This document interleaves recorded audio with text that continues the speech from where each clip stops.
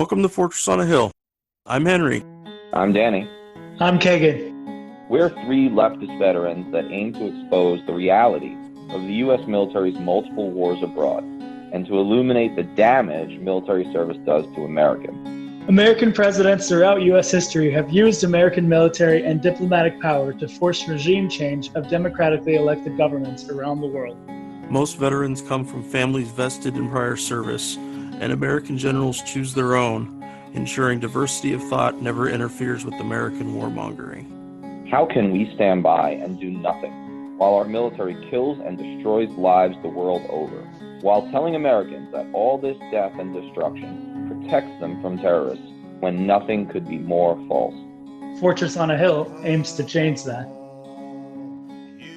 Welcome everyone to Fortress on a Hill.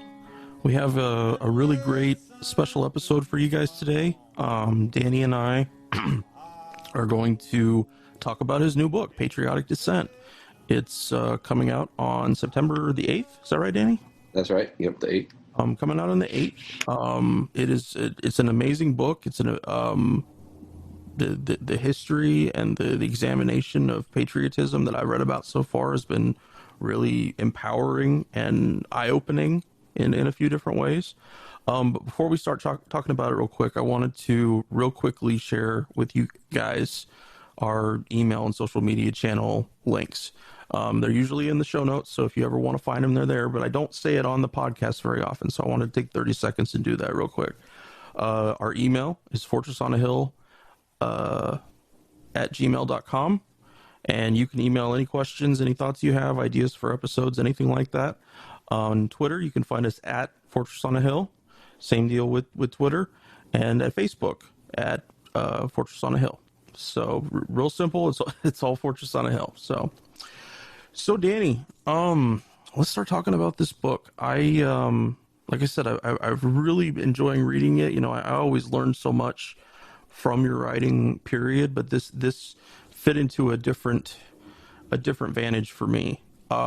Something that I think we should talk about at some time, but we don't need to discuss today, is I've noticed more and more as we've done the podcast that you and I were in very different wars, if we'll say. You know, that the stories that you told me, the missions that you've been sent on, the amount of death that you saw both among your troops and among innocent civilians during your time has been really eye-opening for me. But I've started to look at your writing in that way and asking myself about the things that I didn't experience because, you know, so much of the military is tied up in combat support, which means that if you're not an infantryman, a Cav Scout, a tanker, there are things that you just don't see. You know, there are just events and missions and possibilities of war that you just don't consider. And so, moving forward, I hope that you and I get the chance to talk about that at some time. But I'm going to turn it over to you for a minute. Will you tell the folks what the book is about and how you got around to writing it? Yeah, well, first thing I'm really glad you brought up is this idea of different wars. There's a couple of things that I think are important about that. So even within the same unit, as I've written about a bunch, even in the first book, people will experience the same events differently. So there's that, right? There's the psychological aspect of the confusion of war and various viewpoints. And then, you know, there's the different kinds of jobs, and most people don't realize, you know, the tooth to tail ratio. In other words, how many combat service support soldiers there are for every, you know, combat arms, right? So basically foot soldier, like how many, it's, you know, it's what is 7, 8, 9 to 1, and it changes over the years. So, you know, back in the day, like in the Civil War, it was like 1 to 1, and then in World War II, it's like 3 to 1, and then in Vietnam, and now it like really pushes up to like closer to 10 to 1. That does not mean those people aren't in combat. At one point, I mean, it did like in World War II more, but now with an insurgency and attacks on the roads and IEDs, you know, there was a point, I remember, that you may know some of this stat, Henry, where early in the insurgency, because I was still a cadet at West Point, and this stat was presented to me by a major in military science class, and it showed that the top 3 MOSs, military occupational specialties jobs, right, that were fatalities or wounded in action in the first 2 years of the Iraq War insurgency were, of course, infantry, but it was military police and 88 Mike truck drivers, right? And this military science infantry officer was like, well, why would that be, guys? And then, we did some discussion on tactics, and it was a pretty interesting day. But what his point was, well, look, if the classic tactic is IED, then who's on the road a lot, and of course it's truck drivers. And then people don't realize the extent to which I had a lot of respect for the military police in particular in Iraq, because they were just, and I know that everyone did different things within the military police community, but the ones that I dealt with a lot, they literally drove around all day visiting police stations, Iraqi police stations, and trying to mentor them and supply them and all this. And then, they were just getting hammered because they were always on the road, But even so, that's a different war than, the active raid or whatever, And then, quite frankly, I wasn't some badass. I mean, the experience of the Navy SEAL raiding team is, different from mine. And so I think that's valuable and interesting to keep in mind. And I think that what we do need to avoid, and I try really hard to, probably not perfectly, but better than most, is this idea that okay, there's 2 wars, there's 3 wars, maybe there's more 10 wars, but some veterans fall into this dismissing others kind of thing, someone will hear, oh, well, he was just a loggy or something, and then I don't mean MP, I mean legit, a supply sergeant or something. It's oh, that person's service doesn't matter. And, I just think that's really dangerous talk. And I think it's usually bred by insecurity and self-righteousness, which I've always called the cardinal or original sin of the soldier. But yeah, I'm glad you brought that up. So that's a long intro that I just wanted to mention, but the book was weird. One thing that readers will notice is it's very short for me or for anyone, but especially for me. And that was by design. I had been in LA with Bob Scheer, senior editor over at Truthdig. Rest in peace. Pour some liquor out for our dead homies at Truthdig. And now of Scheer Post. And of course, he's kind of a legendary journalist, 84 years old, interviewed several presidents.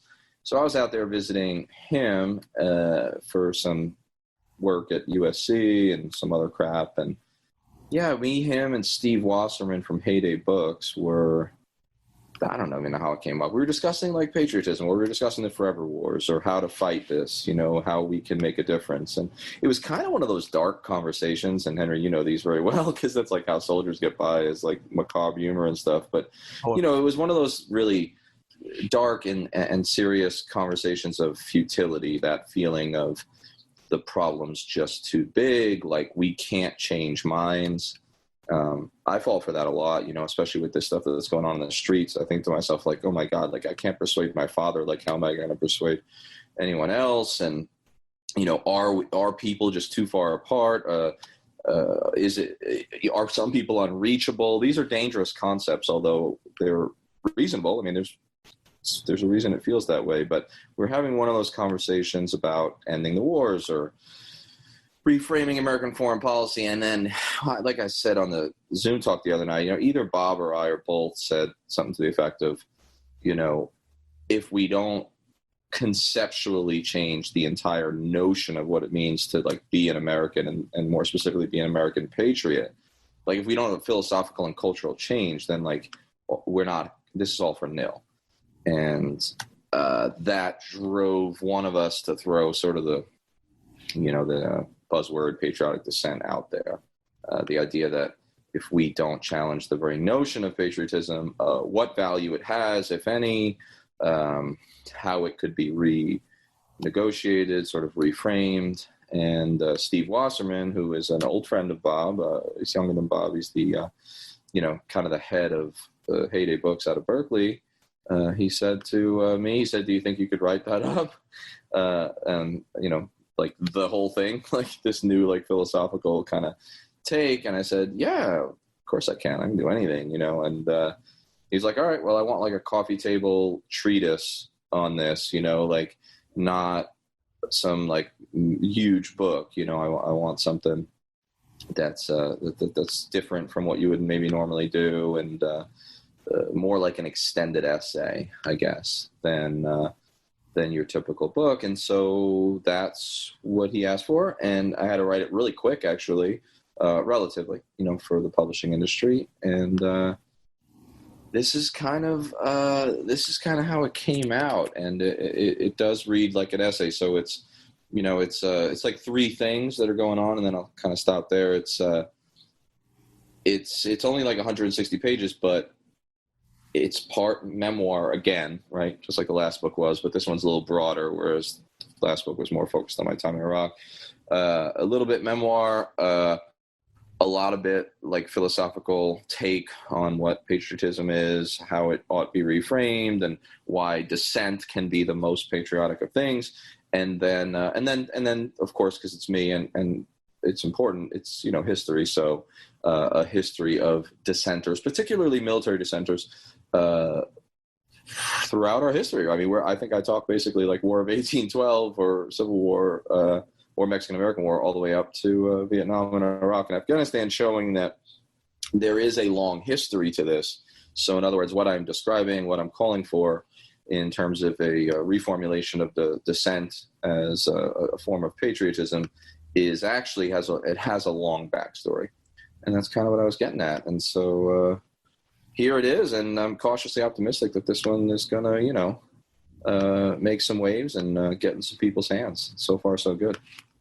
You mentioned Ghostwriters of Baghdad a little bit. I'm curious about not so much direct comparisons between the two books, but how would you say your personal opinions on patriotism and dissent changed between the time you wrote Ghostwriters and now Patriotic Dissent? Yeah, that's a great question. No one's really asked me that yet. I've undergone, like most of us in this, movement, so to speak, I've undergone like an intellectual and sort of ethical journey, an evolution, really. And so when I wrote Ghostwriters, which was in 2014, the end of my second year of grad school, I had only recently been back from Afghanistan. I knew a lot of stuff, but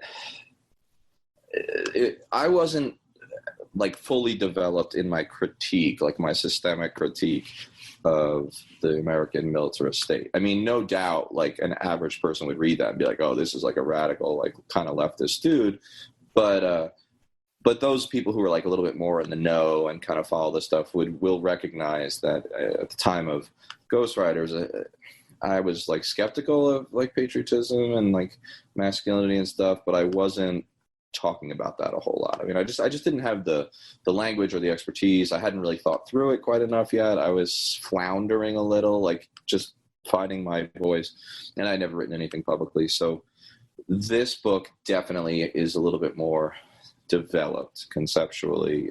So even though it's a shorter book, it's probably a little more clear in its like hypothesis. And I've thought through this more systemic critique of empire and the culture that's behind it, which is really what this book is about, right? It's about the problematic culture of patriotism. And it really does seek to answer the question, is patriotism toxic? As Bob Scheer says all the time. He always asks me that question. And so I think it's an important question. Like, is patriotism toxic?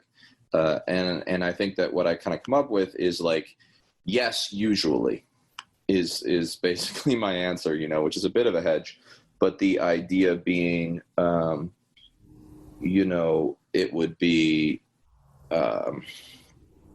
it's almost always toxic. It's almost always rooted in a history of sort of imperialism and patriarchy. It's almost always been a tool of oppression, both at home and overseas. It's almost always been a way to dupe folks into doing awful things, oftentimes that aren't in their own interest or the nation's or certainly humanity's.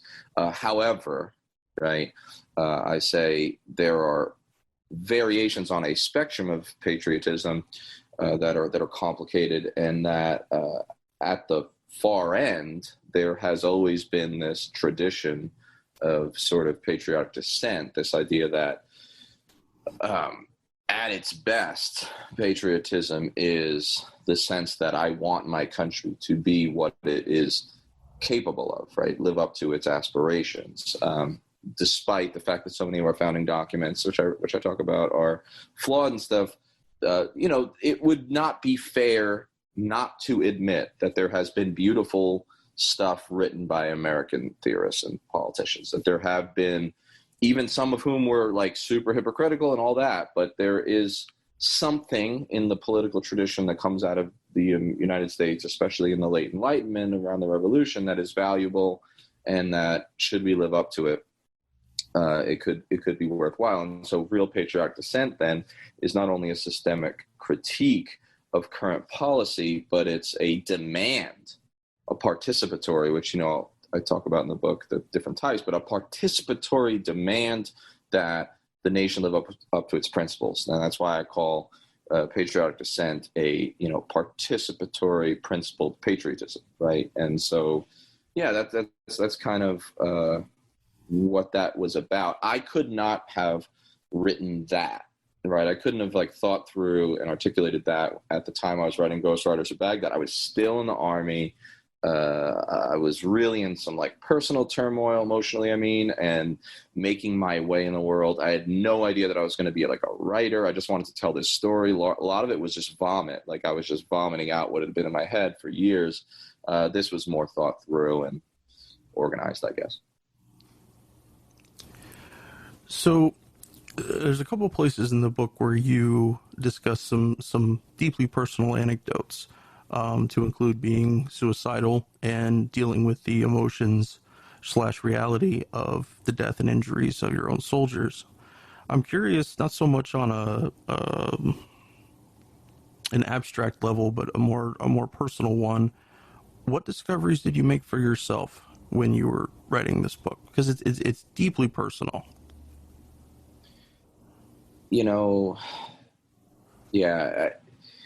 This was also a bit of therapy, but I wrote it at a little bit of a better place in my life. I had come out of a couple of hard years, as you know, from the insider baseball, and I've had a really good 8 or 9 months or so, and kind of got my life together, whatever that means. I understand it's halting, it could fall back again, but this book I was really plugging out the last bit of it just as I was kind of coming into a healthier place in my life that I'm living in now. And so there's a lot of sharing, there's a lot of kind of confession and admission of past problems and tough times and phases that I've went through that, again, I'm not saying I'm out of, but it was more reflective. I could look at it a little bit more objectively and say this is what I was feeling, this is where I was at, with the hindsight of a little bit of health in my personal life. So unlike Ghost Riders, which was completely just written in the breach, of just turmoil and, again, still in the army and not sure what all this is about and where my life's going to go. This one was a little more reflective.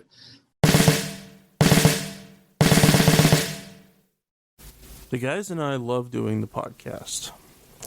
Being able to share our experiences in the military with allies and supporters means the world to us.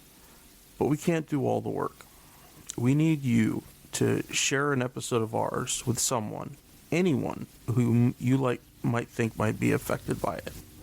Young people looking to join the military, or parents advocating for one, conscientious citizens who care about the violence the U.S. wages in their name, advocates for women and people of color who understand the harsh environment the military creates for females and minorities and inflicts on minorities around the globe, and anyone else you think it might affect. Please take a moment, pause the episode, share this with them. Now, our podcast is supported in a few different ways. First, there's Patreon, where we're blessed to have an array of wonderful supporters helping the guys and I pay for some of the podcast's expenses. Those who contribute $10 a month or more will be mentioned right here as an honorary producer, helping keep you, our listeners, stocked with new episodes. But you don't have to contribute $10 a month to help us. For as little as $1 a month, you can keep us going, paying for hosting and storage fees, transcribing old and new episodes, promoting and expanding the podcast, and more I'm sure I can't think of at the moment.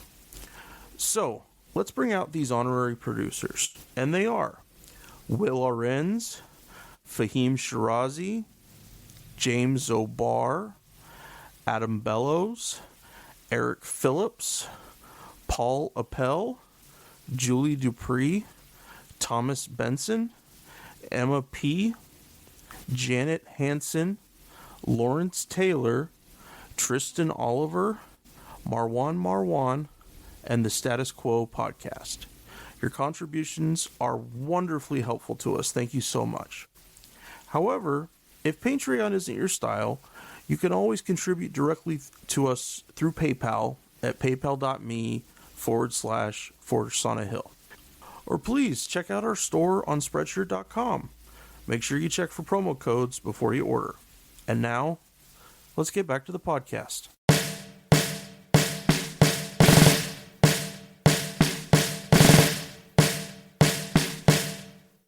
The experience of writing it is always tough. People used to ask me all the time, is it healthy for you? Like, is it a net positive for you to be a writer, given what you write about? Like, is it good for your mental health? I used to get that question a lot, like early on when I would do like podcasts and stuff.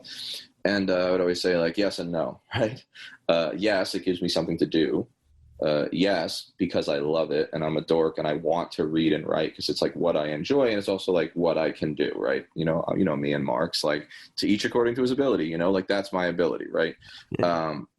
So that was always yes, but then the negative was always, but I mean, I make a living reliving the worst things in some cases, when I write personal stuff, and then reliving it, because usually I don't tell my own personal stories per se, but when you write about Yemeni kids starving to death as a matter of course, just like what I do, yeah, I mean, that's a dark thing. So then I always felt like, am I like ever going to be able to get out of the morass? You know what I mean? Like, am I going to be stuck here mentally by virtue of the decisions I've made? Like, should I start writing, kindergarten kids books?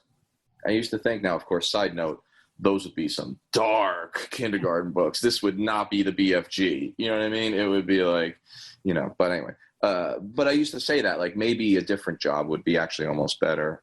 So I was always torn about it. Right now, and when I wrote the book, I think overall it was definitely more in the positive, like definitely more in the therapeutic and cathartic. It's kind of the culmination of a lot of ideas that I've been tossing around from, 2000, from when I left West Point. So like 2017 till now. So it's really a summary in a sense of like the philosophical conclusions I'd come to, during that really tough transition from, fairly well-regarded military officer to civilian to kind of writer activist. So yeah, I think overall the experience was pretty positive. And one of the things that was interesting is more than even my normal writing, which I do tend to write fairly quickly, but this just like really flowed off the fingertips and off the head. Like I didn't have to do a whole lot of research. I mean, there's a lot of research, heavy history and stuff, but I'd already done most of that work. So I was able to just go back. But what I mean is like the prose itself was like there. It's shit that I stayed up at night thinking about a year ago. And like, so it was like, in other words, all the data was there. And like Bob and Steve just kind of gave me the outlet and opportunity. And I'm really thankful to Heyday, who have been super great, like to just let it go, to like, just let it out. And, so the stuff was there and it would have been kind of a waste if I didn't publish it, I think. And so that's what the experience was like. I hope that it was pretty positive, I would say. And I'm pretty happy with the output. I mean, no, I don't read the stuff that I write like ever again. Usually, like I never want to see it ever again. Like I hate it. Like I can't open ghostwriters. I'm like, oh my God, did you really write like that? I'm like embarrassed of myself. It's just even the technical writing. Like I'm just like, oh my God, you were terrible. But this one, I mean, I didn't go back and like read the whole thing. But I've gone back and like looked at it to give like book talks and stuff. And more than usual, when I read it, I'm like, okay, yeah, I'm pretty happy with this. Like I'm pretty happy with it, which is rare for me, Well, I'm really enlivened to hear that, Danny, that it's been such a great and cathartic experience for you being able to get those ideas out there. I'm curious, did you notice any role of heroism or the more black and white ideas played during the time of going the book? How did you see the notion of a hero doing it, maybe compared a little bit to Ghost Riders? And was there points where that concept started to buckle under examination? Yeah, like what it means to be a hero and otherwise. Yeah, totally. And I think in Ghost Riders, I was still, like, all of us are a product, I think, of nature nurture, the kind of culture we were raised in, and that's family, that's neighborhood, that's profession, it's class, and it's also America, right? It's just and generation. So we're all a product of all those things, and I think that, like, the question for any human being is the extent to which finally, eventually, you can kind of transcend that. Right? Like, transcend the bias, identify it, and then say, no, I'm going to, like, take an empirical look at whatever this is and then come to a new decision about what's right. You know, most people never even try.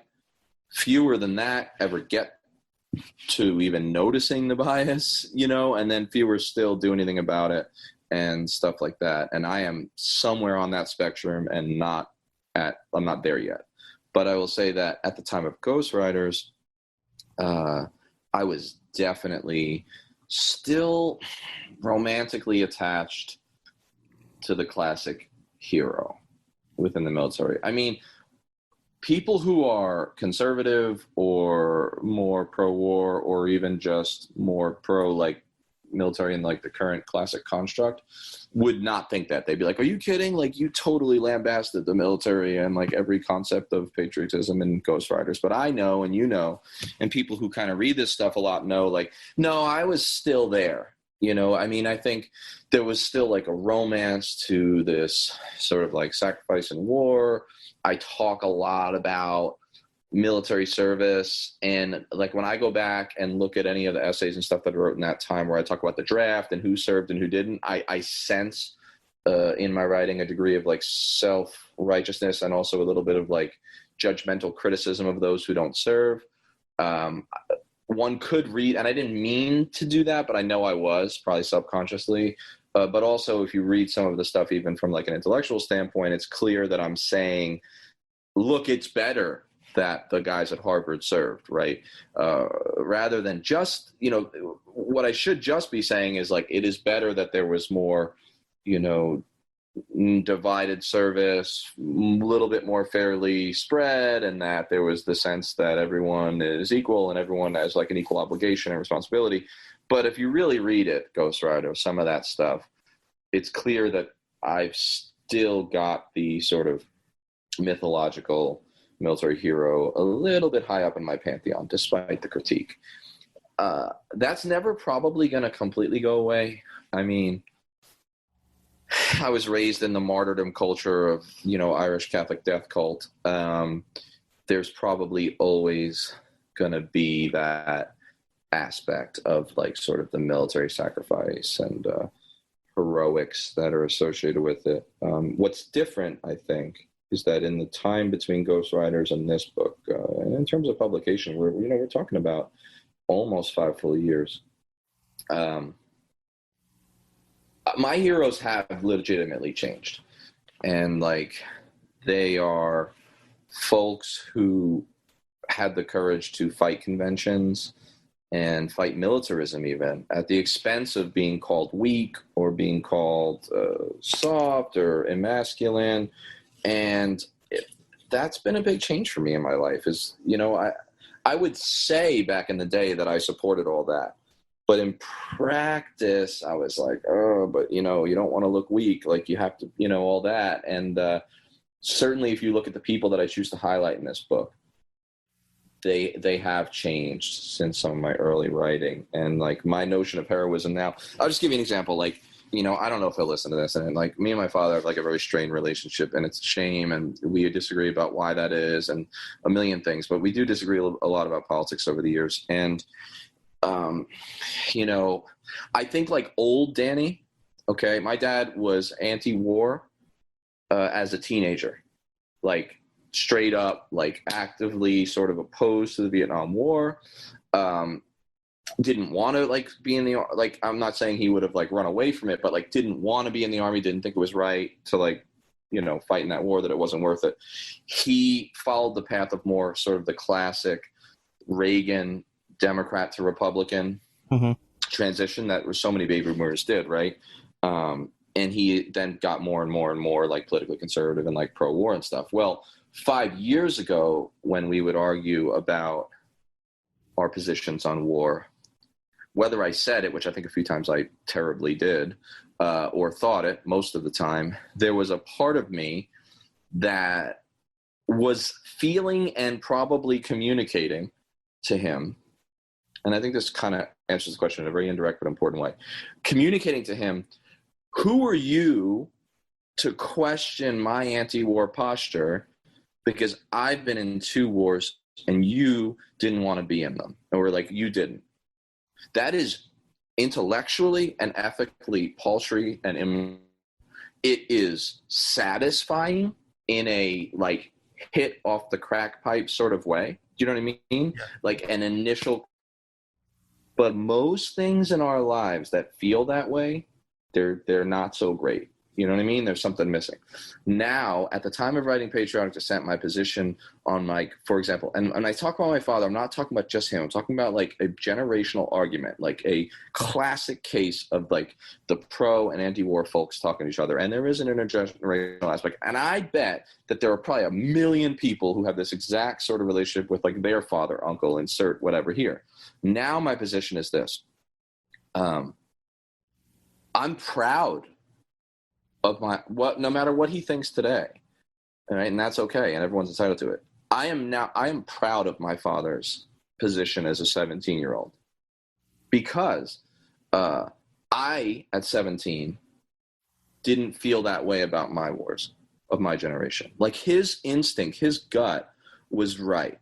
And so rather than like, how toxic of me, right, to play the classic hero of you don't get an opinion because you didn't serve in the war, so how dare you question me? That's just intellectually just terrible.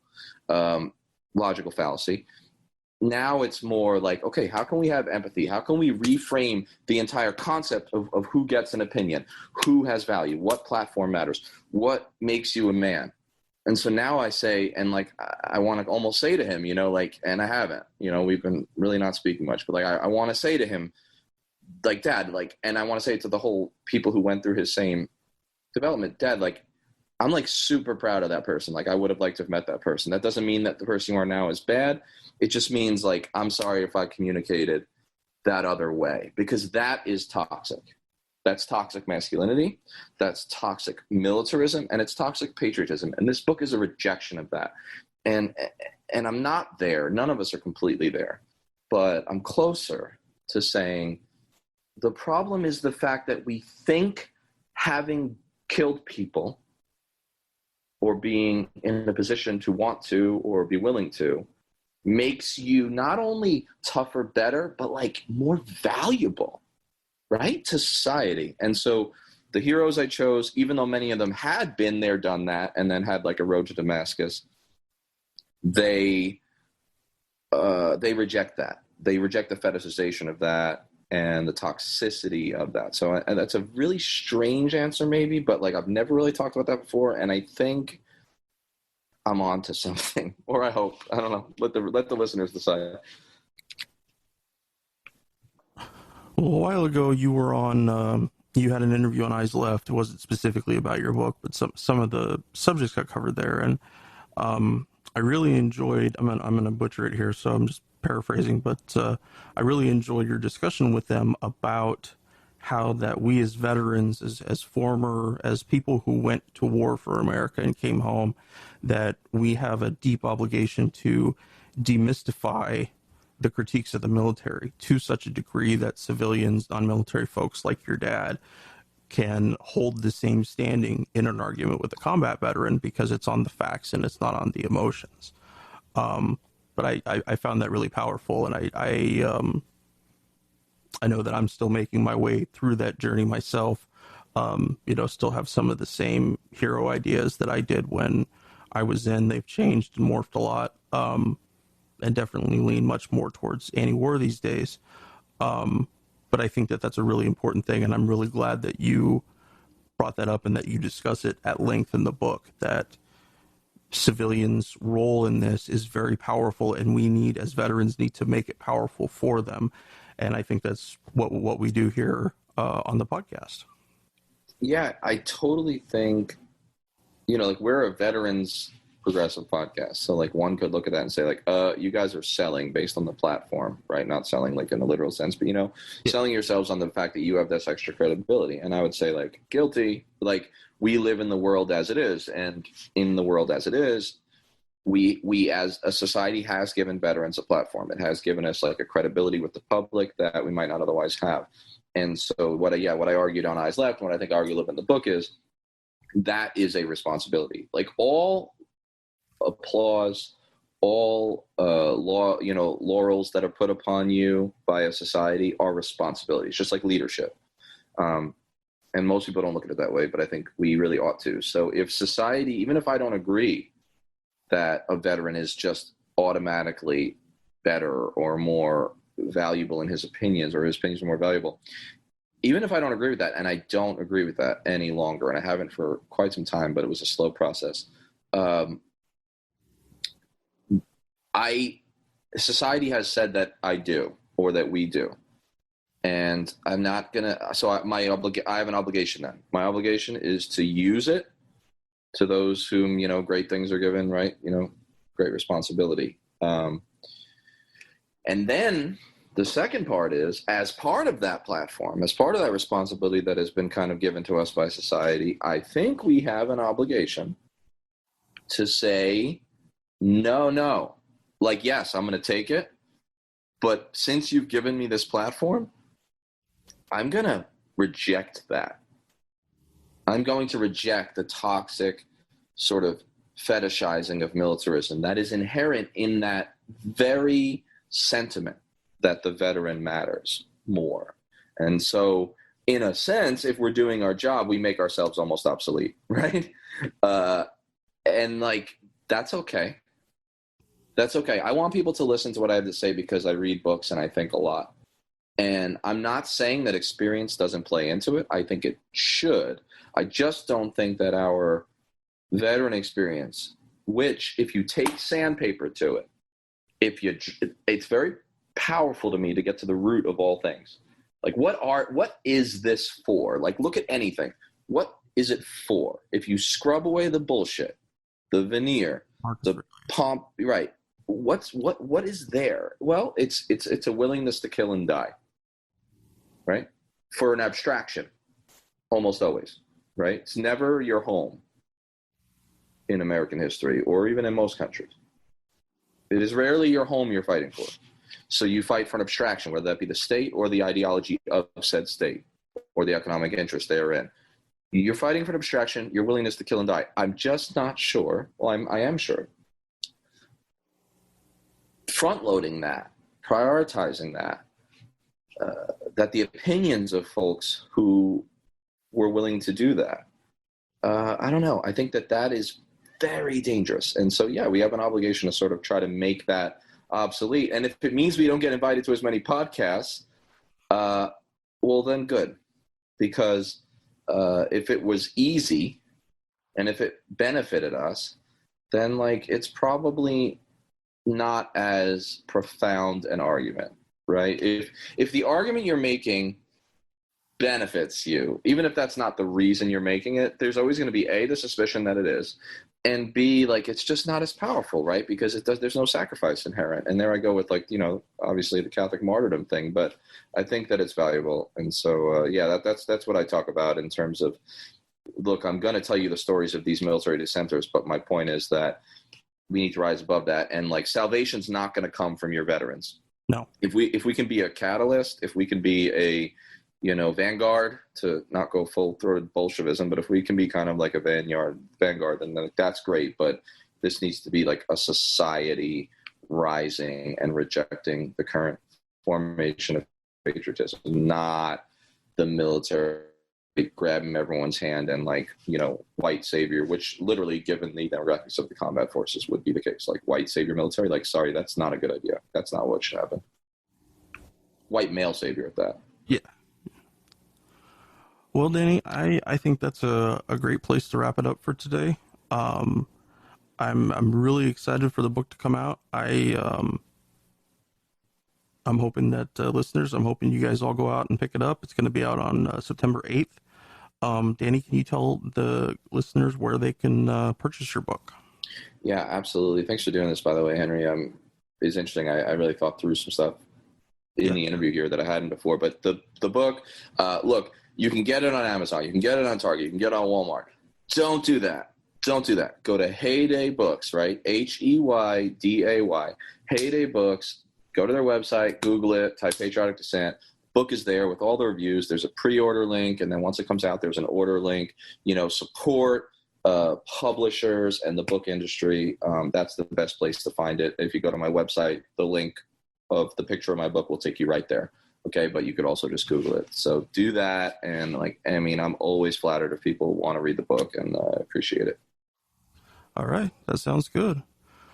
Well, folks, thank you for joining us today, and we'll be back again soon. Take care.